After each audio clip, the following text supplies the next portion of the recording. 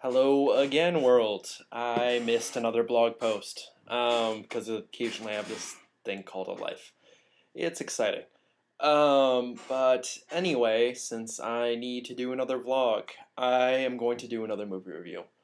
So this time I'm going to review the, well, I don't know if it'd be a reboot or a remake, but it would be 21 Jump Street. And I mean that's a little up in the air because the ending potentially hints at a sequel. The spoiler alert. But anyway, 21 Jump Street is the comedy from earlier this year that um, at least plays with some of the elements of the TV series from the 80s, which had Johnny Depp, I'm pretty sure.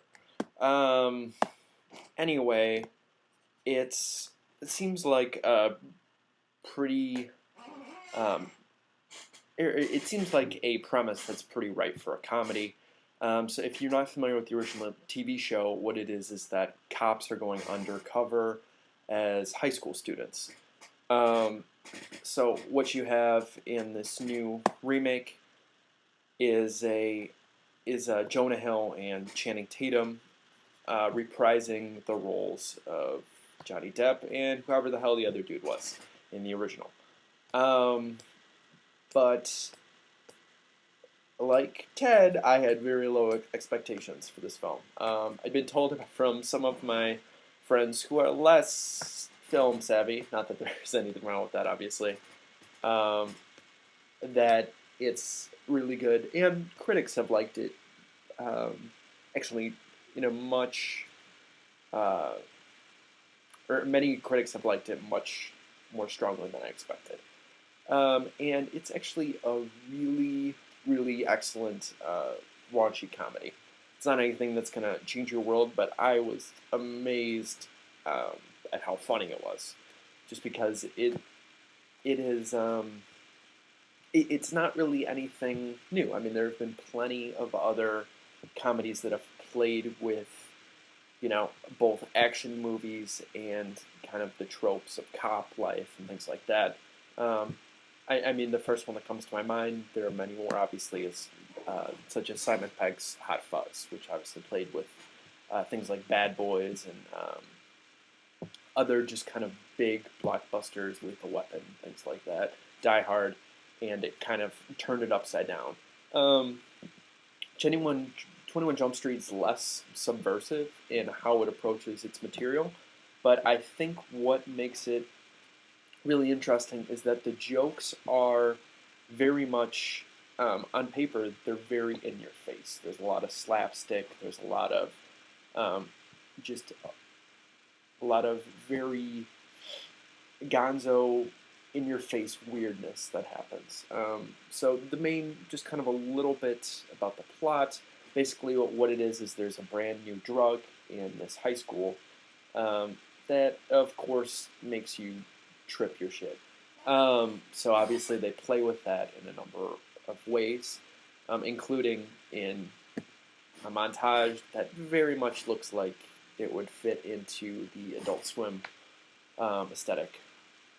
But what I keep getting away from is the fact that though the jokes are very obnoxious on paper, the whether it's the directing or the writing, or actually the actors, who are actually pretty excellent across the board as well.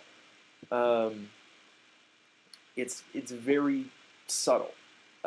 Maybe it's the fact that you see a comedy like The Hangover, you see a lot of these big in-your-face comedies, and it seems like they're just milking the joke for all it's worth. And while there is some quips and things like that, there are a lot of scenes that could have been given some big dramatic, um, big dramatic staging or things like that, and everything is just kind of done in a very low-key way. That's not to say, obviously, it's like mumblecore or even something like I'm failing on the name, but the first-person camera techniques that are involved in something like Cloverfield or Chronicle or things like that. but there's definitely a calmness and assuredness to the actual material. More than that, what I think works even better than the writing, which, don't get me wrong, it's not some really highbrow writing. It's very much, dick jokes, sex jokes, drug jokes. It's your very familiar material. But alongside that, what really works is they have a great ensemble cast as well as the two leads. Jonah Hill is kind of picking up right where he left off with kind of his super bad, with the super bad persona. He's kind of dialing up his quirkiness here a little bit, and cuteness, I guess I hesitate to say. But then again, it's a kind of a much sweeter thing than kind of Superbad, which I know some people are put off by the fact that Jonah Hill's character and that was kind of such a dick.